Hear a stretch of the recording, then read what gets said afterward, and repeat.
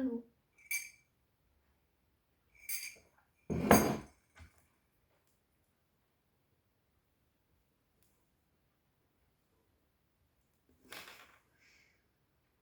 Waouh, ça fait méga longtemps que j'ai pas parlé sur la chaîne. Et je compte faire une vidéo sans cut. Il y en aura peut-être quand même dans les gros moments de silence comme au tout début. Bref. J'arrive toujours pas à bien regarder le retour, c'est-à-dire là, et je regarde ma tronche, ça déteste. Bref.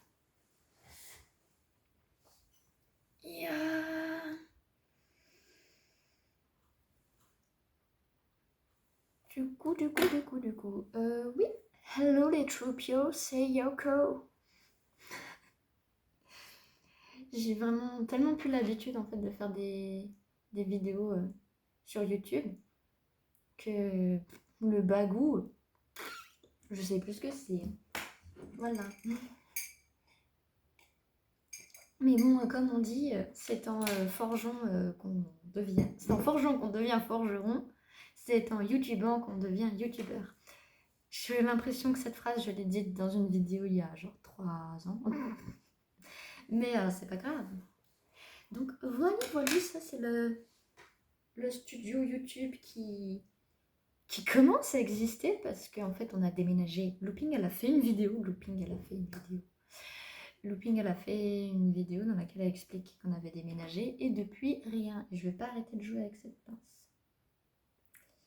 Parce qu'il y a ça qui traîne. Il y a un bordel monstre là, vous le voyez pas juste ici sur le bureau. C'est un bordel monstre. En fait, pendant tout ce temps où j'étais pas là, j'ai écrit, j'ai dessiné, j'ai dessiné, j'ai dessiné, j'ai dessiné et j'ai écrit. Donc il y a plein de trousses avec des crayons et de feuilles et de bric-à-brac. Et à un moment donné, je me suis dit, hier, j'ai dit à ma psy que j'allais me remettre à YouTuber parce que ça me manque, mais plus je le fais pas et plus j'ai peur de le faire. Et du coup, c'est se crée un mauvais engrenage de je fais rien du tout, alors que j'aimais bien faire ça avant et que j'aime toujours, je pense, faire ça. Enfin, j'ai plein d'idées de trucs que je veux raconter et je les raconte pas.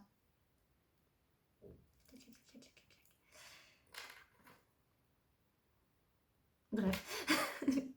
Zouip. Du coup, j'ai fait une fiche pour vous raconter un truc, 2 trucs. Parce que je me suis dit, quitte à revenir sur YouTube, autant revenir en racontant un truc. Et qu'est-ce qui m'arrive de plus que de dessiner, écrire, dessiner, écrire? Je découvre des trucs sur ma pomme. Voilà. Et du coup, là, j'ai écrit que vous savez déjà que je suis une altère. Donc, pour ceux qui découvrent la chaîne avec cette vidéo, on n'est pas tout seul là-dedans. On est 24. Et moi, je suis un parmi 24. Je m'appelle Yoko. Voilà, notre système, c'est la joyeuse troupe. En même temps, c'est écrit, c'est le nom de la chaîne. Voilà. Et je suis bi. Voilà, j'aime les garçons, j'aime les filles. Enfin, j'aime les hommes, j'aime les gens. En gros. Ça, j'avais déjà tout raconté ça. Mais ce que je ne savais pas sur moi et que je découvre sur moi, alors que pourtant c'était flagrant, ça s'appelle petit 1, le genre fluide, petit 2, polia. Petit 1, le genre fluide. J'ai le nez qui me gratte, je sais pas pourquoi. En plus, j'ai maquillé que les yeux exprès pour pas voir le nez qui me gratte. Mais ça me gratte quand même. Retour. Je regardez vous, je regardez moi, je regardez vous, je regardez moi. Ah, grosse tête. Oui, il y a cette grosse tête de Avril Lavigne, mais je sais pas, j'ai trouvé que ce poster était joli et qu'il y avait largement la place de le mettre. Donc voilà, c'est que des vieux trucs qu'on a récupérés de chez mon père, mais ça aussi. Ça, c'est plein de trucs. Mais good. C'est un début. Et j'en parle là, il y aura un fond vert un jour. Je remarque que vous voyez un tout petit morceau du Velux. Mais c'est pas grave. Donc, petit 1, le genre fluide. Qu'est-ce que c'est être fluide? Être fluide, bah, c'est passer de mec à fille, de fille à mec, de fille à mec, de mec à fille. Voilà. Ce que je crois n'est pas tout à fait comme non-binaire où on n'est ni l'un ni l'autre. Il me semble que c'est ça. Et du coup, bah, je serai genre fluide. Pourquoi, comment, Yoko a toujours été une fille? Oui. Le corps est un corps de fille. Hein. Ça, c'est... Voilà. Mais moi, en tant qu'alter, je pense que je suis fluide. Pourquoi et comment ça m'est venu? Déjà, j'ai besoin de fidget toy en fait. Trop ça à les pinces. Donc, j'ai écrit un truc, je sais pas si je le dis. Donc, tout a commencé parce que. Enfin, tout n'a pas commencé là du tout. Mais la réflexion a commencé à partir du moment où c'est devenu tellement présent dans ma vie que je pouvais pas le nier. C'est-à-dire que en faisant des galipettes avec ma petite amie, il s'est trouvé que dans l'inner world, on a un monde intérieur dans lequel on a des tronches et tout, bref, tout ça. Dans l'inner world, en fait, j'ai senti que j'avais un zizi. Voilà. Et ça m'a fait trop me poser mille et une questions sur moi, sur what the fuck, des fois j'ai une zouzou, des fois j'ai un zizi. Très rarement j'ai un zizi. Et très souvent, du coup, dans ces moments-là intimes, ça m'arrive. Alors pendant un moment, je pensais que je pouvais me mélanger avec jeans, c'est-à-dire que des fois, il arrive qu'on soit comment dire, mélangé, comment on appelle ça, blurry. C'est blurry, le mot dans le jargon du TDI, c'est blurry. Mais du coup, ça arrive que des fois, on sache plus trop qui on est entre un alter et un autre. Sauf que là, je pense que ça n'aurait pas forcément à voir. Je suis encore un peu dans le doute là-dedans, parce que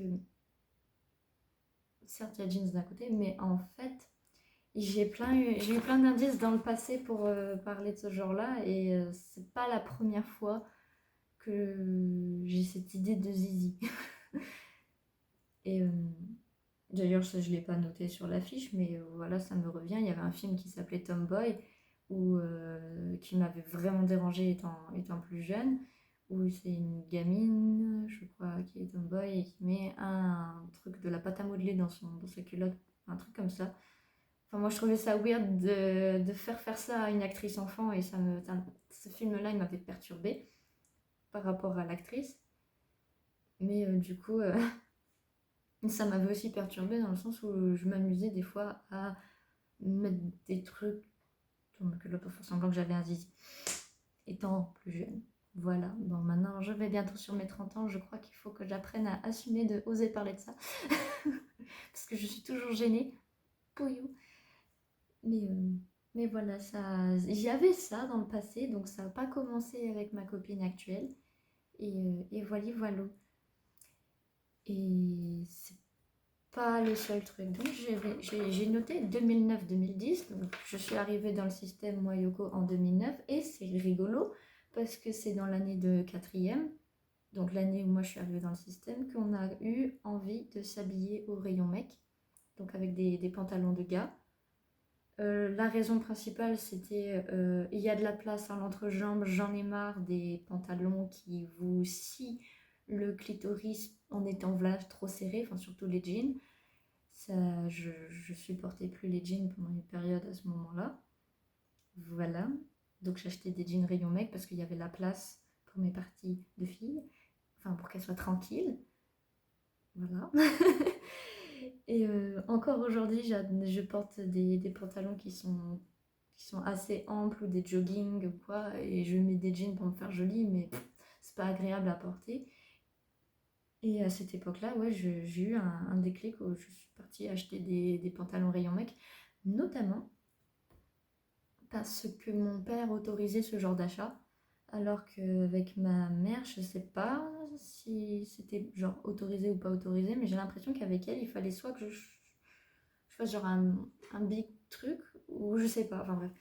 Ma mère. Voilà. Donc, ouais, j'ai aussi noté. Je vais pas le dire dans l'ordre parce que là, je suis en plein dessus. Mais ouais, je supportais pas les injonctions à la féminité de ma mère, de type sois plus féminine, etc.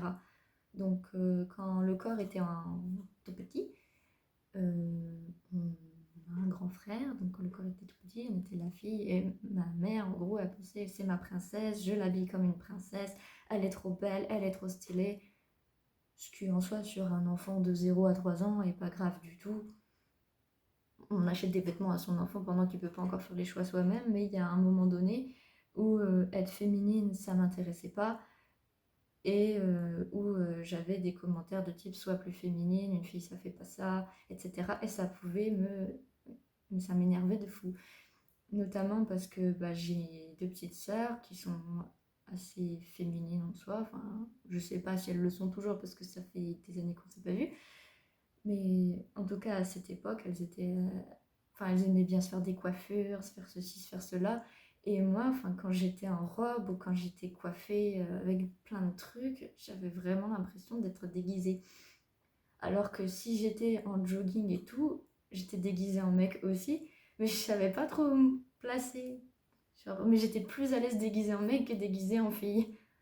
Sauf dans tout ce qui est du genre être sexy, le charme et compagnie. Ça, je sais pas pourquoi, mais ça me va. J'ai l'impression que mec c'était confort et fille c'était sexy.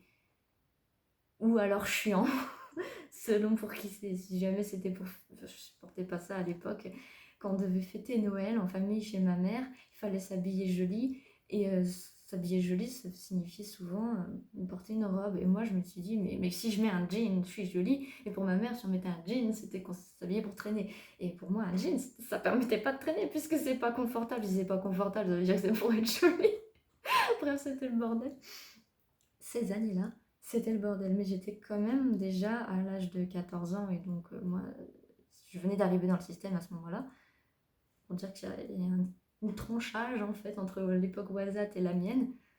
C'est que c'est vraiment à ce moment-là qu'il y a eu le déclic d'acheter des pantalons, etc., un rayon mec, des t-shirts un peu oversize comme celui-là où il y a la place de mettre deux fois le bras dedans.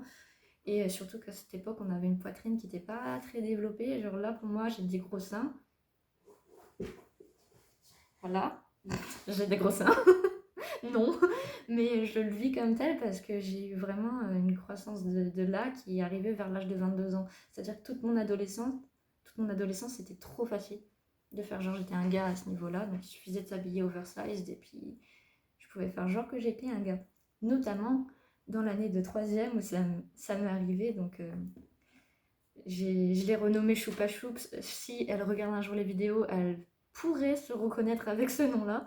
Mais ma meilleure amie de troisième, à un moment donné, je m'étais habillée oversize. J'avais d'ailleurs une casquette Hungary, enfin que j'avais eu un voyage en Hongrie à l'envers sur ma tête et j'ai fait trop le bonhomme. Et c'était rigolo de faire genre que j'étais son mec. Et là, on commence à... C'est plus juste du confort, c'est vraiment kiffer ce côté d'être un gars.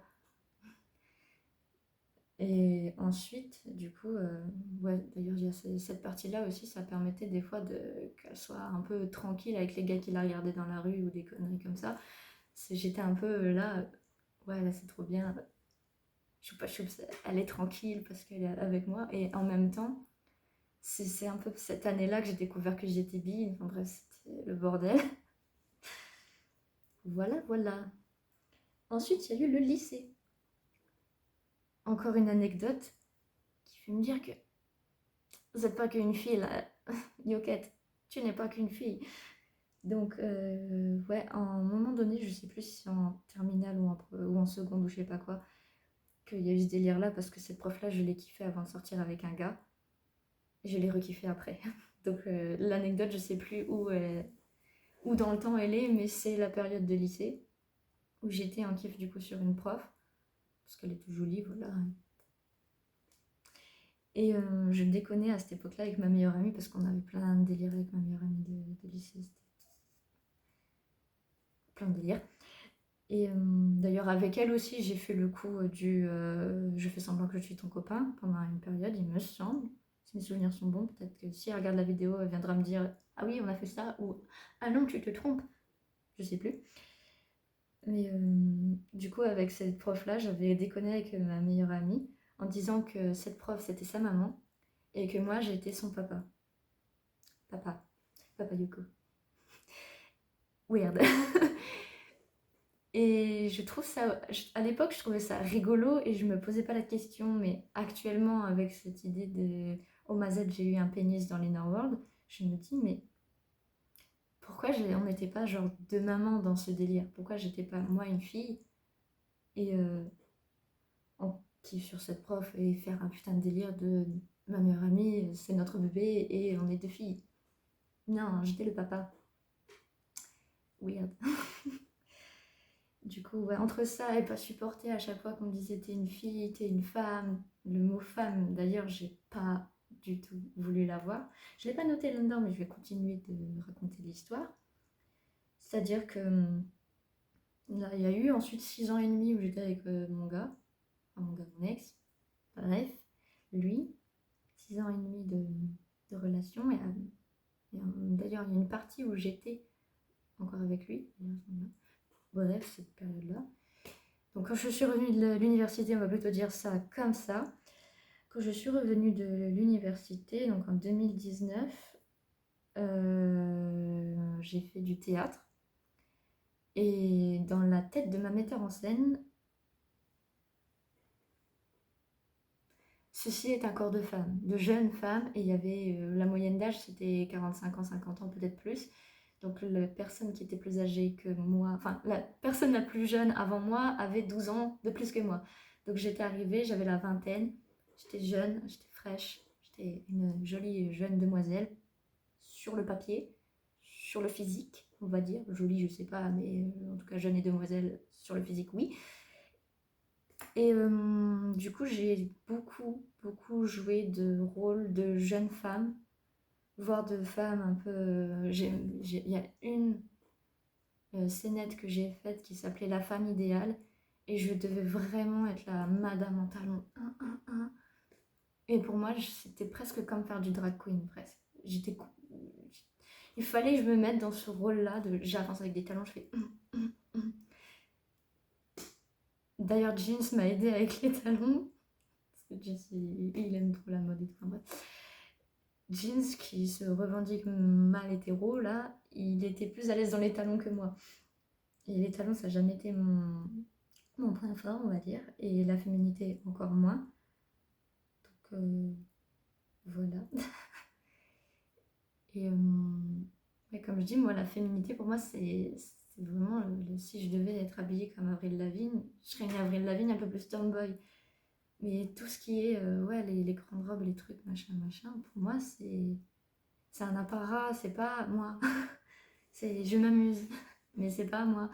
Et je m'en suis rendu compte encore plus à ce moment-là où, bah, en fait, pour jouer la féminité, il fallait que j'imite des femmes que je voyais, mais pas, je sortais pas ça de mes tripes comme je pouvais sortir de mes tripes un personnage plus non-binaire. Et j'ai énormément regretté, d'ailleurs, dans cette aventure de théâtre, qu'elle me confiait que des rôles féminins.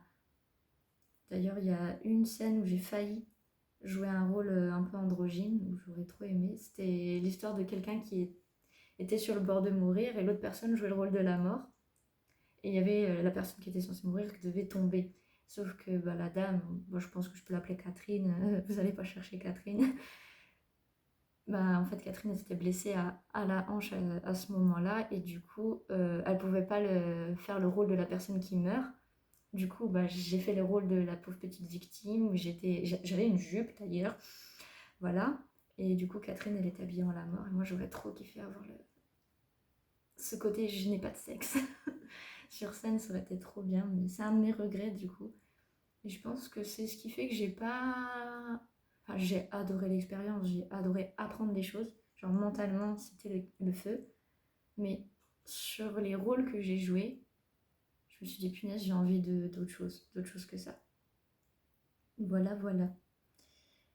Et ça aussi, ça fait partie du truc de Are you really a girl? Est-ce que vous êtes vraiment une fille, Yoko? D'ailleurs, je dis girl parce que pour moi, girl, il est plus facile que woman. Vraiment, parce que quand on est une girl, quand on est une fille, on peut être une tomboy, on peut être un peu ado. Il y a un truc qui est moins féminin dans la version plus jeune de la femme.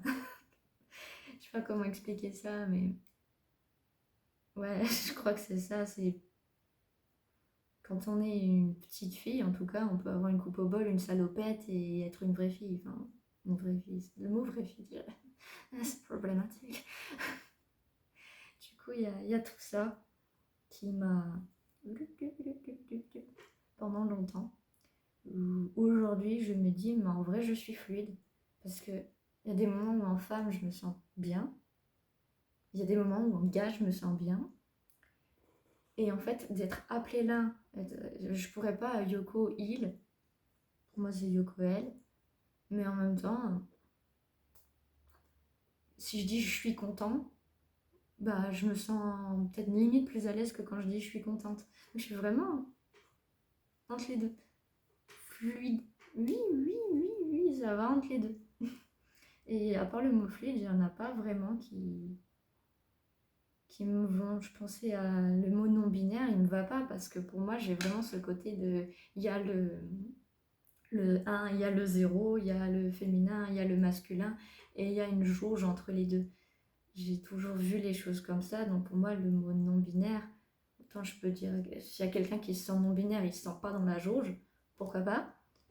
Mais moi, je le vis pas comme tel, je le vis vraiment comme il y a une jauge et il y a un male, enfin mâle d'un côté, femelle de l'autre, et on peut être je vais dire un mâle alpha, mais bref, là-dedans, ou une femme alpha, et circuler entre les deux. Voilà, voilà. Et moi, je me sens vraiment pas dans un point fixe. C'est ça qui est important, c'est que je me sens pas genre entre les deux. Je me sens, ça bouge. Des moments où je me sens plus gars, des moments où je me sens plus femme. Et ça peut même bouger au milieu de la journée, quoi. C'est. Voilà. Le thé, il est tout froid, mais il est quand même bon. Voilà, voilà mon histoire de genre fluide. Donc je suis bi, et je suis fluide, je suis une altère. Déjà, c'est le bordel. Mais en plus, je découvre un quatrième petit truc sur moi, c'est que je suis polia. Waouh! Qu'est-ce que le polia? Le polia, c'est d'être amoureux de plusieurs gens. Enfin, de potentiellement aimer plusieurs gens. Vali, valou. Et ça, c'est ma partie sur le non-binaire. Sur le genre fluide, et ça, c'est ma partie sur polia, parce que polia, c'est bien plus facile chez moi à comprendre. Donc déjà, il y a un cœur d'artichaut. Voilà, être amoureuse de plusieurs personnes en même temps, ça a toujours été le cas. Donc bah, si je repense à. Je parlais de cette prof dont j'ai été amoureuse en seconde, et plus tard, quand je l'ai re-eu en cours plus tard, ben non, peut-être pas en seconde, c'était peut-être en première et en terminale. Je crois que c'était la première année de première et la terminale, ou un truc comme ça, je sais plus ce que c'était. Mais en tout cas, j'ai été amoureuse de cette femme en même temps que de sortir avec mon ex de l'époque. Mon ex de seconde. Voilà. Je me souviens, j'avais créé un espèce de. Je touche mon nez parce qu'il est 16h16, enfin bref. Peu importe ce que je viens de dire. Voilà, donc je me souviens d'avoir créé une espèce de versus où je la dessinais elle en ange et lui en démon, ou l'inverse, des trucs comme ça. Et voilà, voilou. Et je sais plus si avec lui c'était le cas. Mais en tout cas, avec mon ex de la fac, c'était genre autorisé qu'il se passe des trucs dans ma tête tant que je le trompe pas. Genre, je vais pas embrasser des gens ou quoi. C'était ok. Donc, moi, je me suis dit, bon, j'ai la liberté de mon esprit, tout va bien. Ce qui n'a pas été le cas avec tout le monde. Puisque. Attends, ouais, je tire ça après. Puisqu'il y a un type qui m'a repoussé, donc entre la troisième et la seconde, à peu près, je crois. Non, c'était plus en seconde, non. C'était aussi en première. Ouais, c'est après quand. On va l'appeler. Comment je pourrais appeler ce gars? Le chat. Après le chat, il y a eu la coquillette. Et la coquillette, en gros, c'était un type rencontré sur internet qui était un peu chelou, un peu télépathe. Bref, peut-être un sorcier, je sais pas. Le gars était chelou. Et moi, les mecs chelous, ça m'attirait. Surtout s'il avait une tête de sorcier et qu'il était beau gosse, qu'il était un peu émo. Enfin, bref, voilà. Enfin, il avait une tête un peu émo avec cette coupe de cheveux. Bref. Donc c'était le frère d'un gars que ma meilleure amie de l'époque avait rencontré sur internet. Et bah, ce qu'il a fait, qu'il m'a repoussé à un moment donné, alors qu'on s'est flirté autour pendant un bon moment, c'est il m'a sorti la phrase elle ne pourra jamais m'aimer que moi. Et ça m'a marqué à fond parce que je me suis dit bah, en fait, je pourrais sortir avec que lui. J'ai ce côté où je suis capable de mettre des croix sur les gens, tu vois. Ah, cette personne je l'aime, mais je mets une croix. Cette personne je l'aime, mais je mets une croix. Et toi, je me dédie à toi. J'étais capable de faire ça. Je le suis toujours, peut-être. Mais bref, on y reviendra. En tout cas, à ce moment-là, ça m'avait fait quelque chose dans ma tête où je me suis dit, bah en fait, je peux pas aimer qu'une seule personne. Je crois que j'ai jamais aimé qu'une seule personne en même temps. J'ai toujours eu. Souvent, quand je sors avec quelqu'un, j'ai cette personne-là qui est un number one, mais tout autour, il y a d'autres petits crushs. Voilà. Et bah, ça a toujours été là. Quand je dis ça a toujours été là, là, je reviens sur la partie du petit 1 que j'ai oublié. Donc, ouais, d'ailleurs, même dès l'enfance, je crois que Wazat est peut-être Polia aussi, parce qu'il y a toujours eu ce système de faire des listes d'amoureux. Je sais pas si vous avez connu la liste d'amoureux. Si vous avez lu Titeuf, Nadia, elle a une liste d'amoureux où elle classait les gars qu'elle trouvait du plus beau au plus moche de la classe. Sauf que ça signifiait pas, cette liste d'amoureux, elle était amoureuse de plein de gens. Elle était amoureuse de Marco, et puis voilà quoi. Titeuf, c'était juste le gars le plus moche. Apparemment, je crois, si j'ai bien compris Titeuf. Mais ce concept de liste d'amoureux, on l'avait repris. Et on mettait comme ça les gars qu'on trouvait le plus beau à plus moche avec les copines de l'époque en primaire. Sauf que ce truc-là, normalement, c'est censé disparaître avec le temps et ensuite tu grandis et tu fais plus ce qu'il y a dans Titeuf. Sauf moi. Et peut-être plein de gens polia.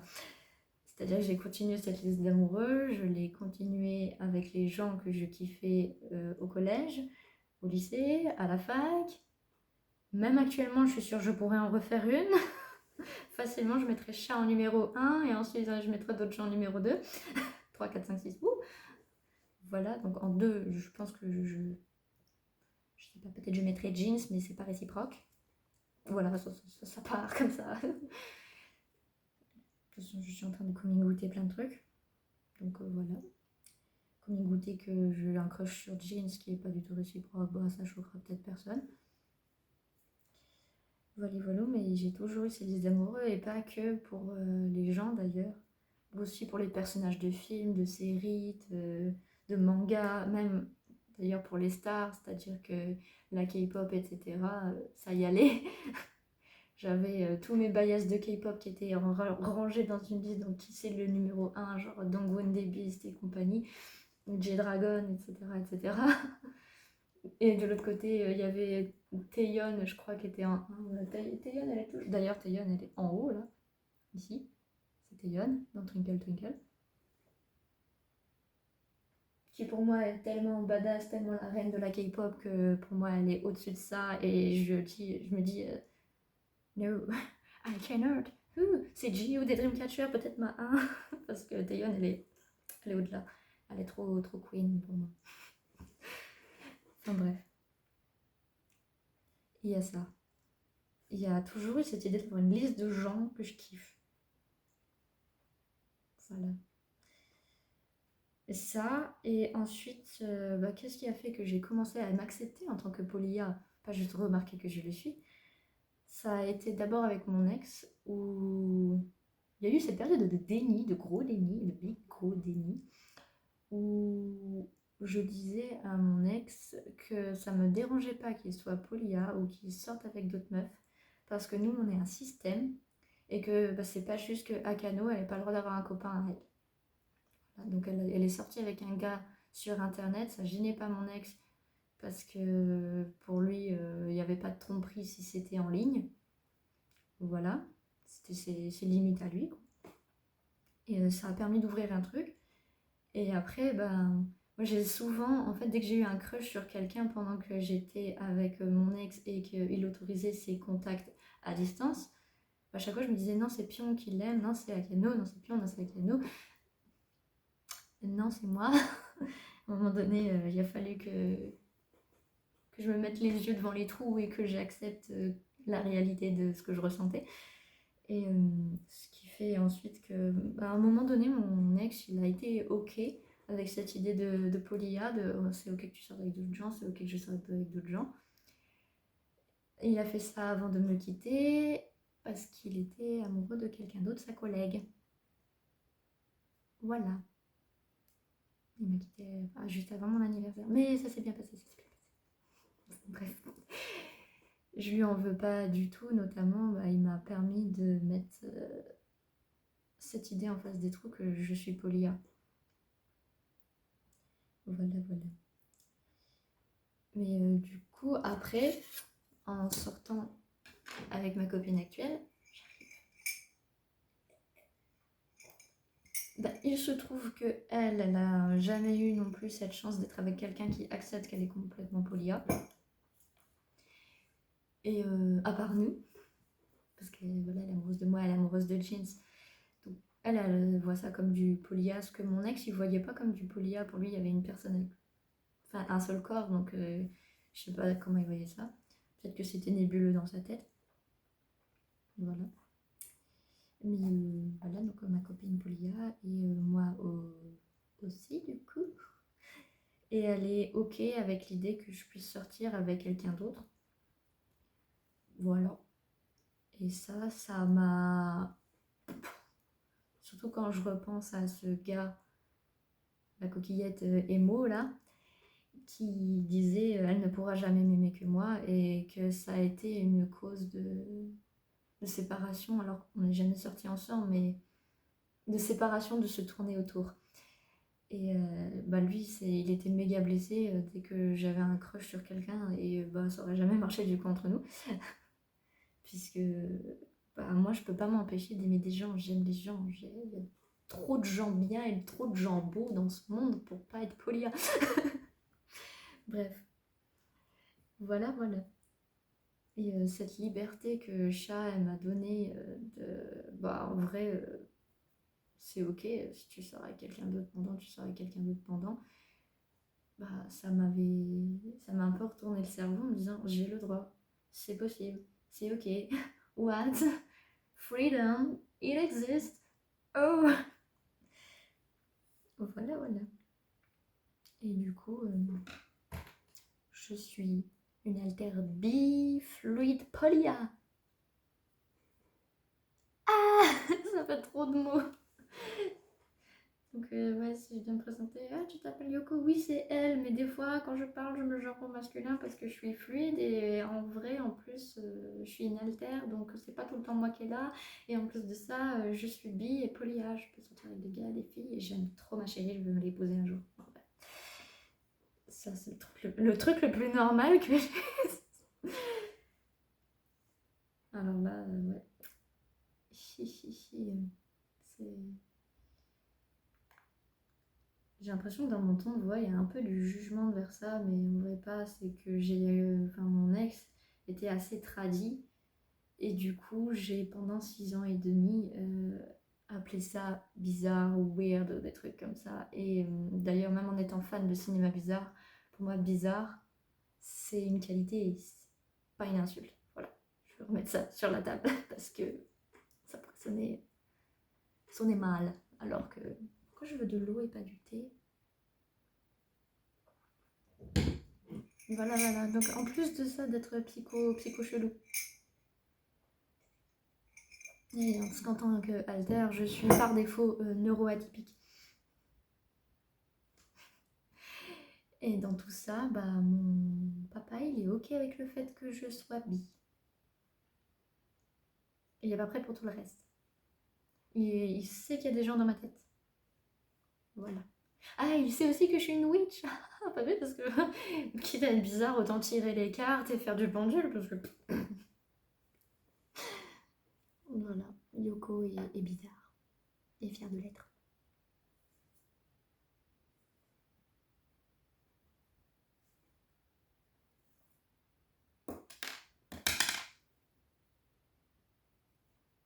En fait, je crois que dans mon identité masculine, si j'avais à la créer, j'aimerais que ce soit quelqu'un de... Pas... Pas un barbu, en fait. D'ailleurs, ça, j'ai pas dit ça quand je parlais du genre fluide.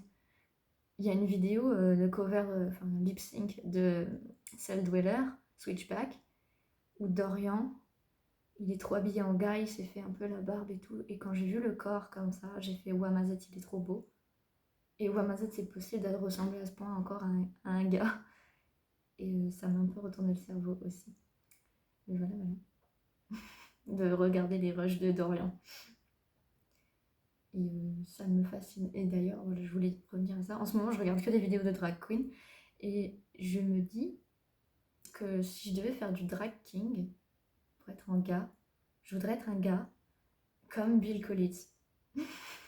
Comme Bill Collins à l'époque de Tokyo Hotel, adolescente. Enfin bref, si je veux être un gars, je veux être un prince, un prince androgyne. Je veux pas être un gars barbu avec plein de pecs et genre... non. Donc c'est un peu chelou. Et pour moi, en fait, si je prends une drag queen et que je lui enlève les seins et que je lui mets un zizi plus visible, c'est le genre de gars auquel je voudrais ressembler si je voulais vraiment être un gars. Parce que ouais, les gars androgynes, ça a toujours été mon kiff, mais pas que. Je pense que ressembler à ce que je kiffe, ça me plaît. Genre j'aime les filles un peu tomboy, mais j'aime être une fille un peu tomboy. En fait, je crois peut-être que je m'auto-kiffe et je le sais pas. Hein. Parce que j'aime les gars androgynes, Bill Collins, le chanteur de cinéma bizarre, voilà quoi. J'aurais aimé les gens. D'ailleurs, Strifey, il avait dit, enfin le chanteur de cinéma bizarre, un jour il avait sorti qu'il aimait les gens hermaphrodites. Ça m'avait aussi retourné le cerveau parce que je me suis dit, mais j'aime trop les gars qui ressemblent à des filles et les filles qui ressemblent à des gars. Et les gros mecs barbus, rugbymen, et, mais en même temps, je crois que je préférerais une femme fatale à la Jessica Rabbit que un gros gars barbu. Sauf peut-être quelques-uns qui, je sais pas pourquoi. Des fois, il y a aussi la personnalité qui joue. Parce que Aragorn, c'est le plus bel exemple de masculinité non toxique qui existe dans tout l'univers de la fiction. Ouais, je revendique ça, Aragorn. Si tous les gars cis, blancs, hétéros étaient comme Aragorn, le monde serait en paix. Bah, je le trouve beau. Après, je préfère un gars qui ressemble à Legolas. Et je préfère encore plus le père de Legolas, qui a vraiment des airs de diva. Ah, et ça pique. Voilà, voilà. Donc, je suis polia, bi, chelou dans ma façon d'être bi, alter, fluide, oulala. Et ça fait beaucoup à intégrer en fait. Mais je vais y arriver.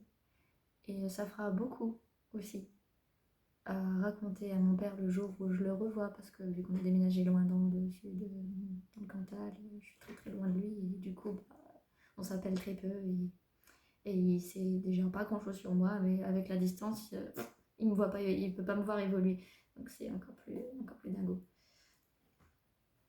Voilà. Oh, punaise, ça fait 40 minutes. Je crois qu'on va s'arrêter là. Et je vais prendre ça. Oui. Parce que, en fait, je me suis fait ce look.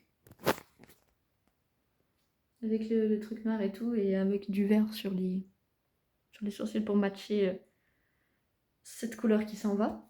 Et en fait, je trouve que on dirait que j'ai cherché à cosplayer Avril Lavigne alors que pas.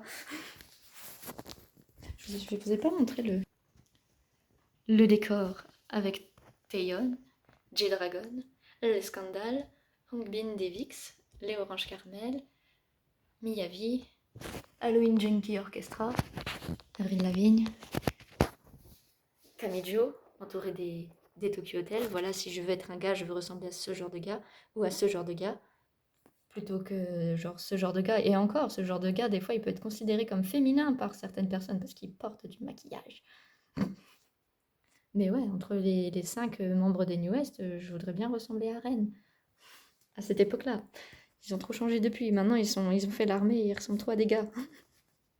Enfin bref, à des gars plus gars que ça. D'ailleurs, même quand je regarde Fruit Basket, dès le début, les gars qui sont pas hyper masculins, ça me plaisait. Genre, ce genre de gars. Voilà. C'est trop joli ici. Et... Bref. Voilà. Albert Leonidas, Marvin, José, dit Joe Cookie, Fon Brocoli. Tout ça, c'est ton nom. Ah, voilà. Bon, bah c'est fini. Bye bye.